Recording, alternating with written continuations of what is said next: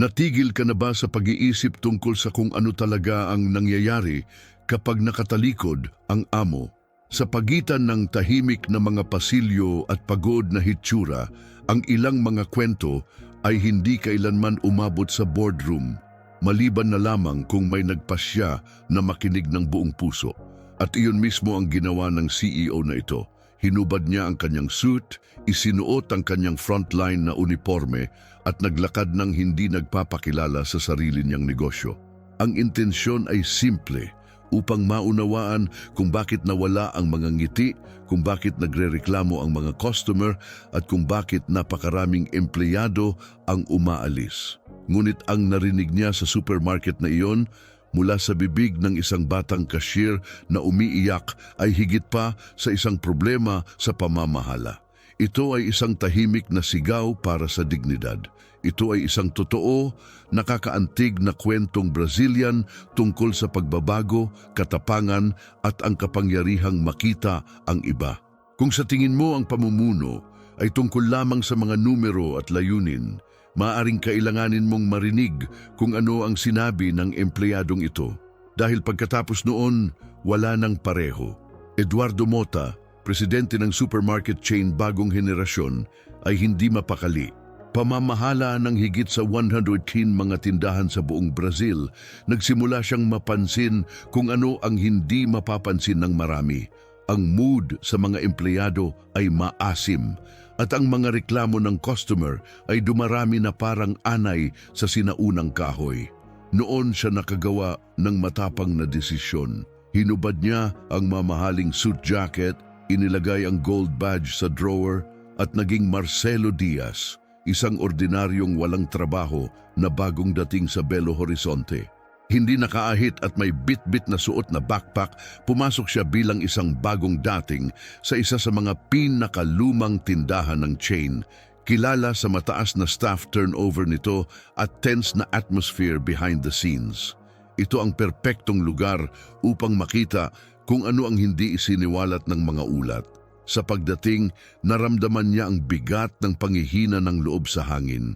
Ang paradahan ay halos walang laman at ang dating makulay na tindahan ay mukhang kulay abo. Napansin niya ang mga cashier na nag-iisang tumatakbo, madulas na sahig at isang manager na pabalik-balik na nakakunot ang noo. Naunawaan ni Eduardo na ngayon ay Marcelo. Ang problema dito ay mas malalim kaysa sa anumang spreadsheet na maaaring hulaan. Sa kanyang unang araw, naatasan si Marcelo na tumulong sa cash register. Doon siya nagkakilala Kesia Nogueira, isang dalagang pagod na pagod at may pag-aalinlangan ng ngiti. Gayunpaman, ang higit na nakatawag ng pansin sa kanya ay ang kanyang mga mapupulang mata. Hindi dahil sa allergy o pagtulog, ngunit mula sa isang taong umiiyak, sinusubukang itago ito. Yung tipong sakit na sumisigaw kahit tahimik. Sa panahon ng pahinga, nakaupo sa likod ng tindahan malapit sa isang istante ng mga nag-expire na produkto, binuksan ni Kesia. Ipinaliwanag niya na siya ay isang solong ina at ang kanyang anak na babae na may matinding hika ay nangangailangan ng patuloy na pangangalaga. Ngunit nang walang network ng suporta at isang masikip na sweldo, halos hindi siya makahinto kahit isang segundo ni hindi makahinga ng maluwag. Nakinig si Marcelo nang hindi naaabala at habang nakikinig siya, mas naiintindihan niya na ang problema ng tindahan ay hindi lang turnover o mahinang pagganap. Ito ay labis na nagtrabaho ng mga tao, sinusubukang hawakan ng kanilang sarili ng walang pagkilala, walang suporta. At si Kesia ay isa lamang sa maraming mukha sa likod ng mga hindi makatao na istatistikang ito. It was a muggy Tuesday, yung tipong parang natutunaw ang init pati pasensya mo. Si Kesia ay naghihintay sa isang linya ng naiinip na mga customer nang makatanggap siya ng tawag. Ang boses sa kabilang dulo ay nababalisa. Ang kanyang anak na babae ay may mataas na lagnat at dinala sa emergency room. Doon tumigil ang kanyang mundo sa gitna ng pag-scan ng barcode at pag-beep ng cashier. Ang bilis ng tibok ng puso niya, tumakbo siya sa manager, humiling na umalis ng maaga. Ang tugon ay kasing lamig ng air conditioner sa mataas. Hindi ko magawa ngayon. Dalawa lang ang operator sa shift. Kung aalis ka, madidisorganisahin ang lahat. Nadama ni Kesya na siya ay nahaharap sa isang malupit na problema. Maaaring magpatuloy sa paghawak ng mga bag o magmadali sa ospital upang yakapin ang kanyang may sakit na anak na babae. Si Marcelo, na pinagmamasdan ang lahat ng mabuti, ay nakaramdam ng bukol sa kanyang lalamunan. Ito ay hindi lamang isang pagpapatakbo na desisyon. Ito ang uri ng sandali na naglantad ng walang retoke, ang moral na pagkabangkarote ng isang sistema na inuuna ang pagiging produktibo kaysa buhay. Doon, nagsimula siyang maunawaan na ang krisis ng kumpanya ay may pangalan, isang CPF at isang pangangailangan ng madaliang pagkilos na hindi pinansin ng mga numero. Pagsapit ng hapon, ang tindahan ay nagmistulang isang larangan ng digmaan. Nabuo ang mga linya, nag-crash ang system at naghiyawan ang mga customer sa pagkainip. Iyon ay kapag ang isang lalaki na may hawak na mga bote at mukhang masungit ay tumangging ipakita ang kanyang ID upang bumili ng alak. Si Kesya, na sumusunod sa protokol, ay mahinahong ipinaliwanag na kailangan niyang suriin ang kanyang ID. Tumangging magsalita ang customer, nagsimula siyang sumigaw, inakusahan siyang mapang-abuso at nagbanta na magsampa ng formal na reklamo. Tumigil ang buong tindahan para panoorin ang palabas. Ang manager, sa halip na suportahan si Kesya, ay ginustong umiwas sa anumang gulo. Hiniling niya sa kanya na ilabas ang pagbebenta salungat sa mga patakaran ng kumpanya at binigyan pa siya ng hindi pagsang-ayon na tingin na parang kutsilyo. Hindi na kinaya ni Marcelo.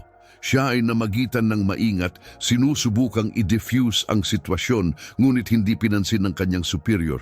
Ang nakita niya doon ay higit pa sa maling pamamahala. Ito ay ang normalisasyon ng pang-aabuso, ang pagpapatahimik ng etika sa ngalan ng mabilis na kita.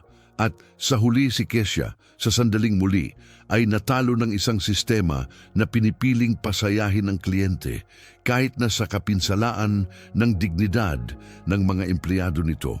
Kinabukasan, nanginginig pa rin, tinawag si Kesya para sa isang usap sa manager, si Claudio Santana.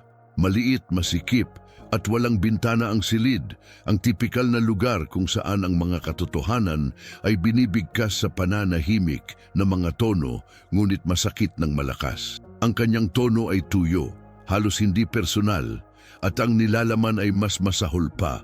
Siya ay ginugulo ang mga operasyon ng tindahan sa kanyang mga drama. Narinig ni Marcelo ang bahagi ng pag-uusap sa pasilyo at naramdaman niyang kumukulo ang kanyang tiyan. Ang talumpating iyon ay hindi tungkol sa pagiging produktibo. Ito ay tungkol sa pagdurog ng damdamin na para bang ang mga tao ay mga makina na nakaprograma upang hindi makaramdam. Walang pakialam si Claudio sa kanyang anak na may sakit o sa stress ng kanyang agresibong kliyente. Gusto niya ng mga layunin tuldok. Lalong naging malinaw, hindi lang si Claudio ang problema. Ito ay isang buong makina na umiikot sa mga gulong nito na pinipilit ang mga tagapamahala na humiling ng higit at higit pa na walang puwang para sa empatiya o sangkatauhan. Napagtanto ni Marcelo na kung gusto niyang baguhin ang kultura ng kumpanya, kailangan niyang tingnan ng mas malalim sa ugat ng sistema. Bumalik si Kesya sa cash register na parang bumalik mula sa pagkagising. Namumugto ang kanyang mga mata, nakayuko ang kanyang tindig at para siyang pasan-pasan ang bigat ng mundo sa kanyang mga balikat.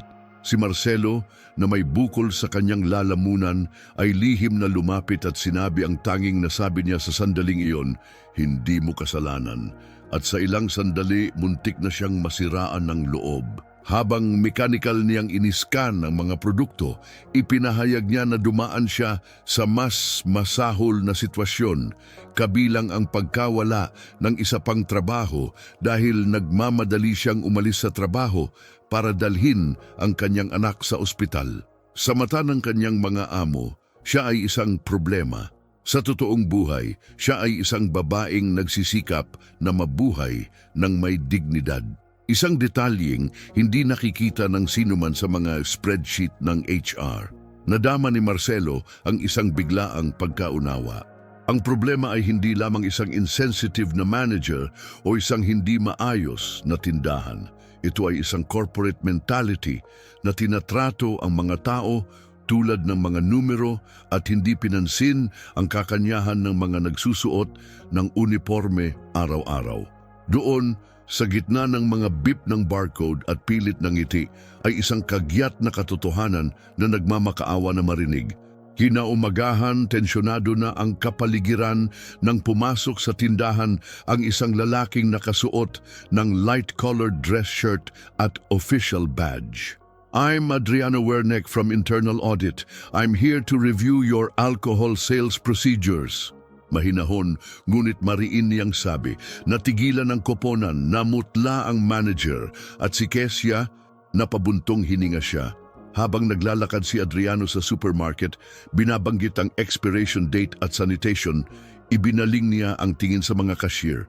Itinuro niya ang istasyon ni Kesia at hiniling na suriin ang mga talaan ng pagbebenta ng inumin noong nakaraang araw. Agad siyang namutla.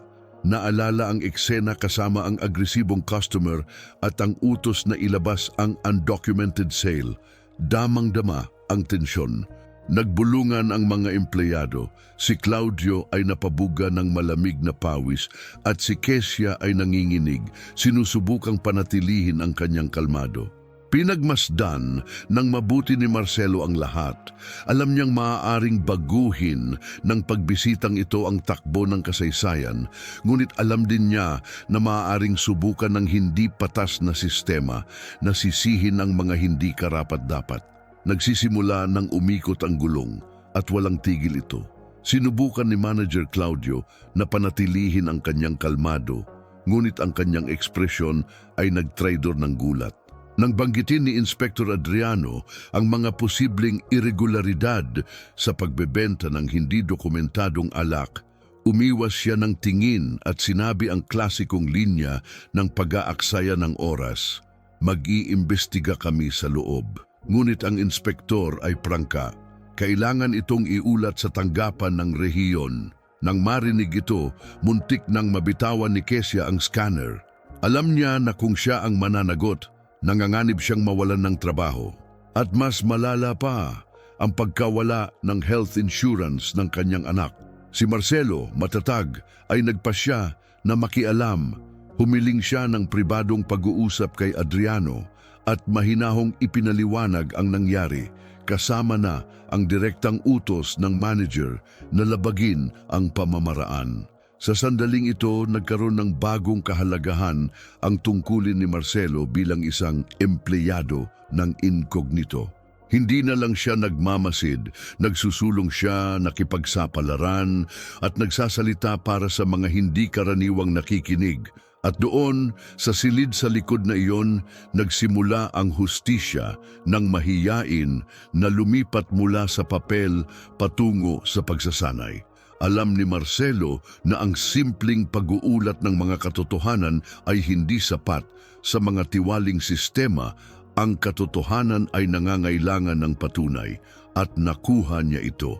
Nung nakaraang araw, inaabangan ang resulta. Maingat niyang itinala ang pag-uusap ni Claudio at Kesia kung saan binantaan siya ng manager na sibakin siya dahil sa pagdulot ng mga problema sa kanyang mga personal na drama.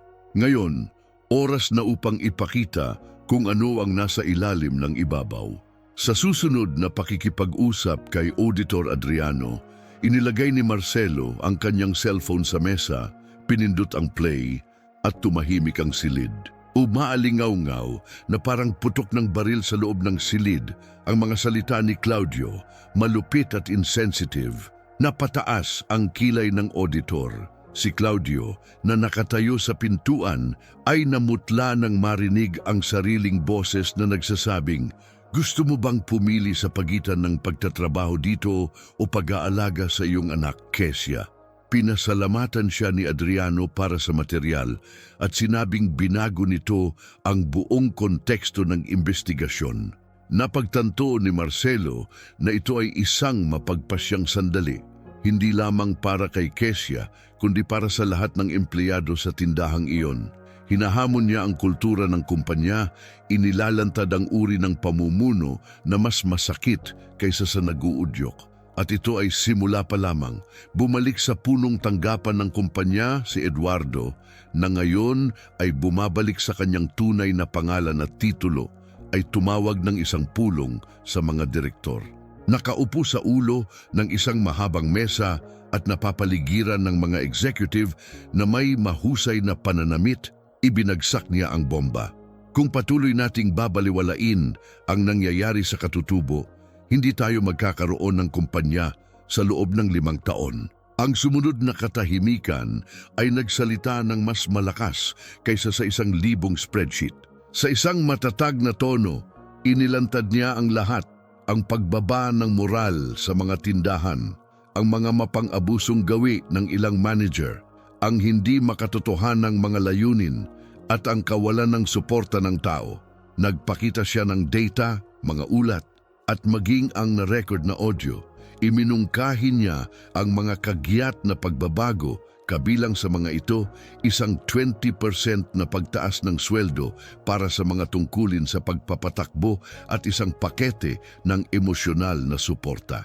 Sumimangot ang ilang direktor. Ang iba ay bumulong tungkol sa hindi napapanatiling mga gastos. Ngunit hindi umatras si Eduardo.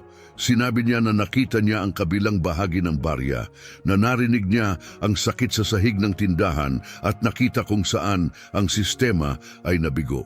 Baguhin natin ang paraan ng pakikitungo natin sa mga tao o patuloy tayong mawawalan ng nangungunang talento at mga customer kasama nila.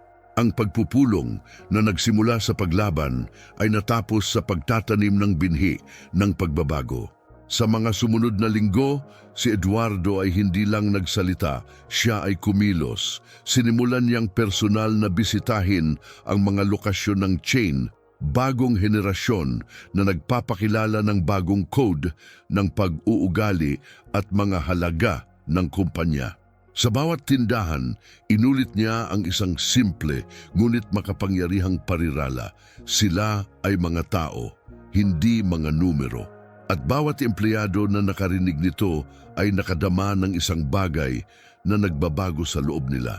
Isa sa mga unang hakbang ay sibakin ng manager na si Claudio at suriin ang lahat ng mga kontrata sa pamumuno sa mga tindahan na may mataas na rate ng turnover.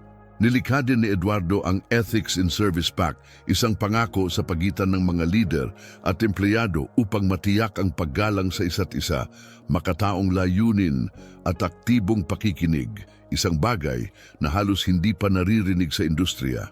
Bukod pa rito, naglunsad ito ng panloob na programa na tinatawag na pagbabago ng tao na nakatuon sa kapakanan ng empleyado na may mga psychologist, mentoring at mga kurso sa pagsasanay. Ang pinakanag-aalinlangan ay tumaas ang kanilang mga ilong.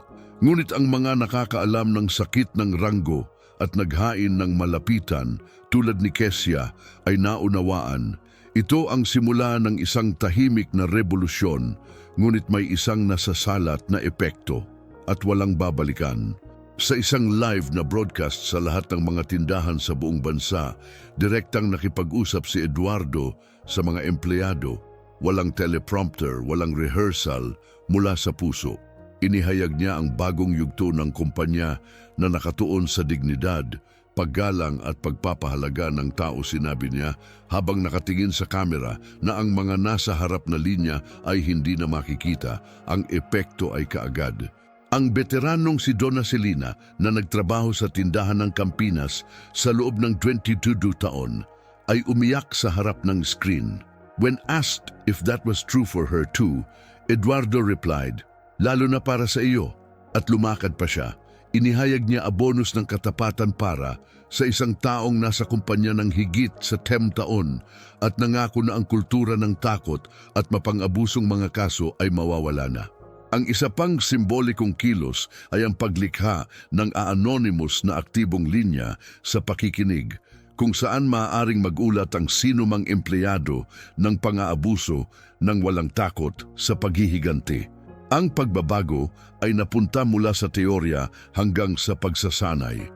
Ito ay hindi na lamang tungkol sa pag-save ng isang tatak, ito ay tungkol sa pag-save ng kaluluwa ng isang kumpanya na sa isang panahon ay nakalimutan kung saan ito nanggaling.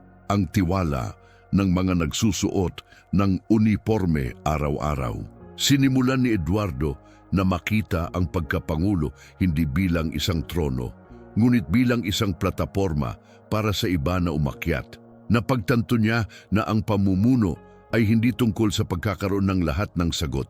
Sa halip ay pagtatanong ng mga tamang tanong at pakikinig. Naging routine na ang kanyang pagbisita sa tindahan.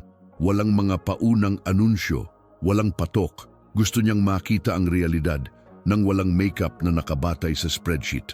Sa isa sa mga pagpupulong na ito, isang empleyado ang nagsabi sa kanya, "President, ito ang unang pagkakataon na may isang mahalagang tao na nakinig sa akin. Tumama iyon sa bahay.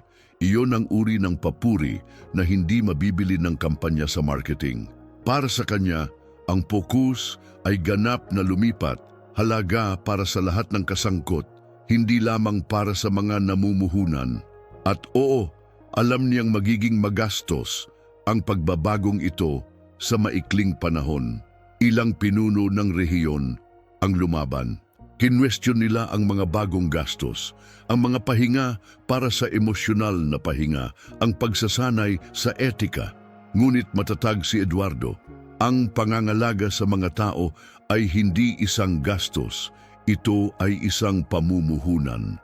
Kaya naman, kahit na nagngangalit ang ilan sa board, nanatili siyang matatag sa kanyang misyon na muling itayo ang isang kumpanya kung saan lahat ay maaaring tunay na maipagmamalaki na mapabilang.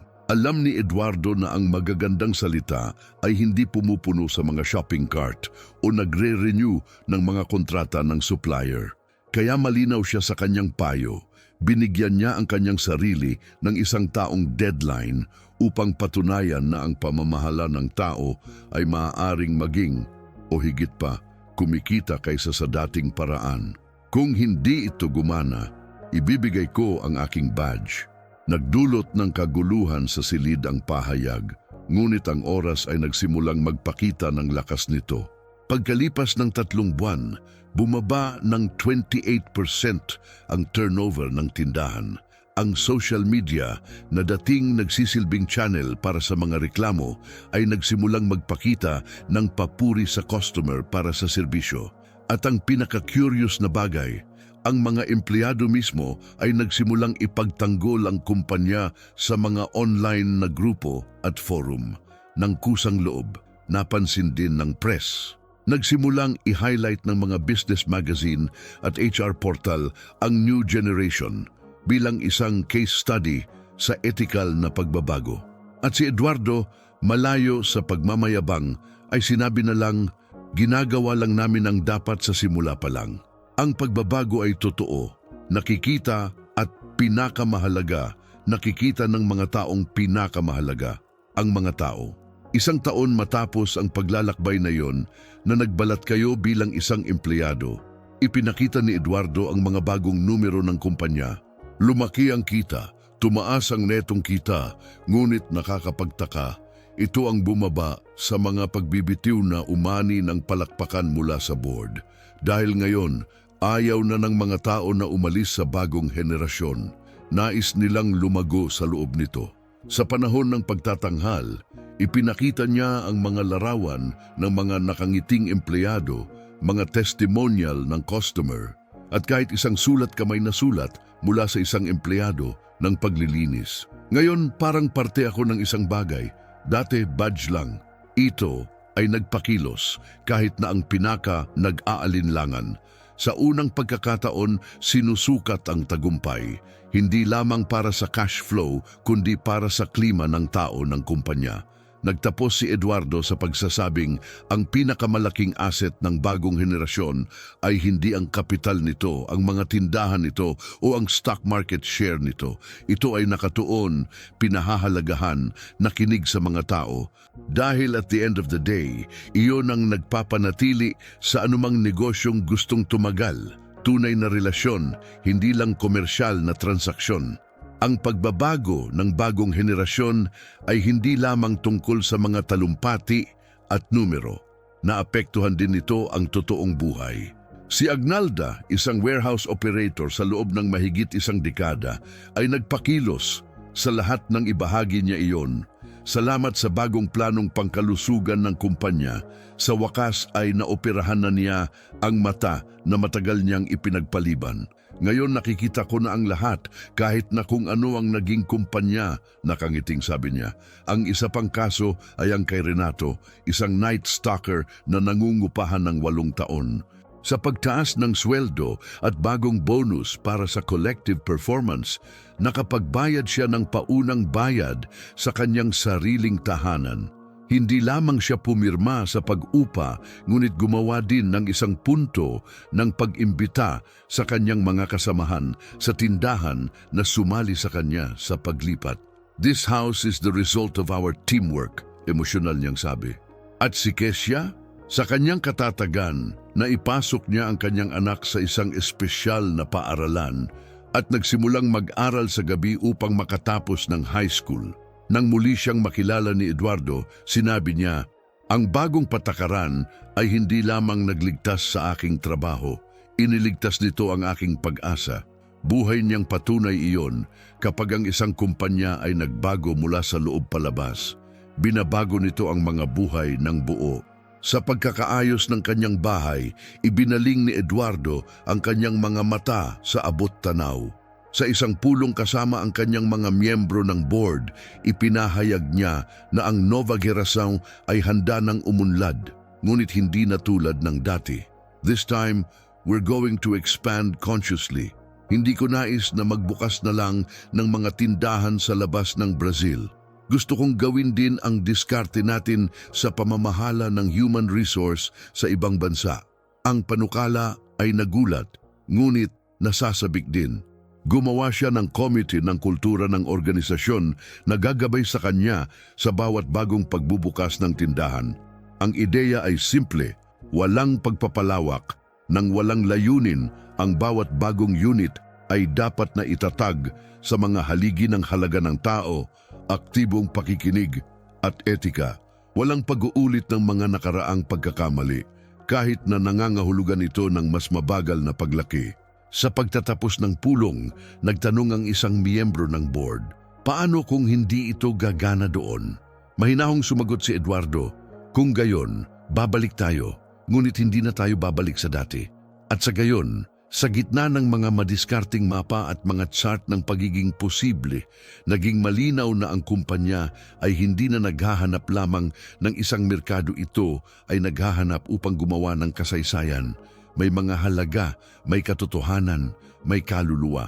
1 taon pagkatapos ng matapang na pagbabagong iyon, dumating ang pagkilala at hindi lamang sa anyo ng mga parangal. Si Nova Gerasao ay pinangalan ng pinakamahusay na retail employer sa Brazil na tinalo ang mga higante na dating nangibabaw sa mga ranggo. Ngunit para kay Eduardo, ang tunay na tagumpay ay dumating sa anyo ng isang bagay na mas simple. Makita ang isang empleyado na niyayakap ang isa pa sa pagtatapos ng isang mahabang araw. Sa seremonya ng CEO of the Year Awards, umakyat siya sa entablado nang may kalmado ng isang taong nakakaalam na ginawa niya ang tama, hindi ang madaling bagay. Sa halip na mapanlikhang mga talumpati, ikinuwento niya ang tungkol kay Kesya, ang kanyang anak na babae, at ang pinili niyang ipagpalit ang kanyang posisyon para sa pagsasama. Aniya, ang pagiging pinuno ngayon ay nangangahulugan ng pagkakaroon ng lakas ng loob na makiramdam. At nagtapos siya sa isang quote na nagpakilos, sa madla, walang tubo, ang mas mahalaga kaysa sa isang iginagalang na buhay.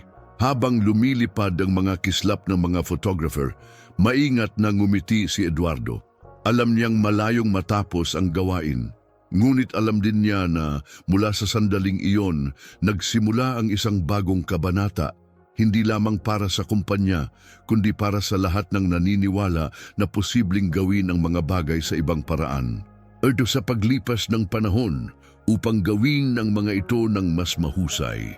Ikaw naman, huminto ka na ba para isipin kung gaano karaming mga kwento ng pagtagumpayan, kawalan ng katarungan o pagbabago ang nangyayari sa harap ng iyong mga mata nang walang nakakapansin? Marahil kasama ang tahimik na kasamahan na iyon sa trabaho o ang empleyadong iyon na hindi nakakaligtaan sa isang palabas kahit na humaharap sa mga bagyo sa labas ng trabaho. Ang totoo, lahat tayo ay nagdadala ng mga hindi nakikitang laban. Ang pagkakaiba ay nasa kung sino ang pipili na makita sila. Ang kwentong ito ay nagpapakita na ang pamumuno ay hindi tungkol sa autoridad, ngunit tungkol sa responsibilidad. Sa mga totoong tao, ipinapakita nito na ang pagbabago sa sistema ay nagsisimula sa maliliit na pagkilos, mas makinig, mas kaunti ang paghusga at pagkakaroon ng lakas ng loob na gawin ang tama kahit na mahirap. Kaya ang tanong ay nananatili, aling kultura ang iyong naiaambag sa iyong pang-araw-araw na buhay, ang nang-aapi o ang nagbabago?